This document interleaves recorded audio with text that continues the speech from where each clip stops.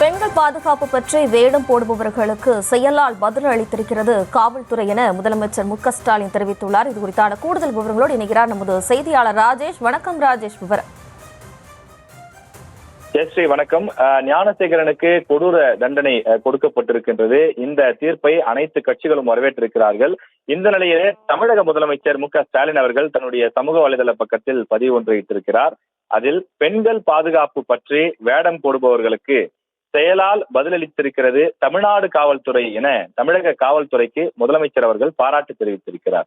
விசாரணையின் போது உயர்நீதிமன்றமே பாராட்டிய வகையில் சென்னை மாணவி வழக்கினை நியாயமாகவும் விரைவாகவும் 5 மாதத்தில் நடத்தி முடித்து குற்றவாளிகளுக்கு கடும் தண்டனையை பெற்று தந்திருக்கிறோம் என்றும், தீர்ப்பு வெளியாகியுள்ள நிலையில் இந்த வழக்கில் காவல்துறை சிறப்பாக செயல்பட்டுள்ளதாக மகளிர் நீதிமன்றமும் முன்வந்து பாராட்டி இருக்கிறது என தமிழக முதலமைச்சர் சுட்டி காண்பித்திருக்கிறார்.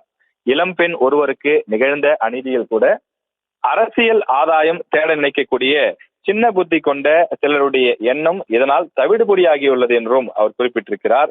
மேலும் பாலியல் குற்றவாளிகளுக்கு முன் விடுதலை கிடையாது என அண்மையில் நாம் கொண்டு வந்த சட்டத்துக்கு ஏற்ப இவ்வழக்கில் ரெமிஷன் உள்ளிட்ட எந்த சலுகையும் காவல் தண்டனை விதித்துள்ள நீதிமன்றத்தின் தீர்ப்புக்கு நன்றி கூறி வரவேற்கிறேன் எனவும் தமிழக முதலமைச்சர் மு.க.ஸ்டாலின் அவர்கள் பதிவிட்டிருக்கிறார்.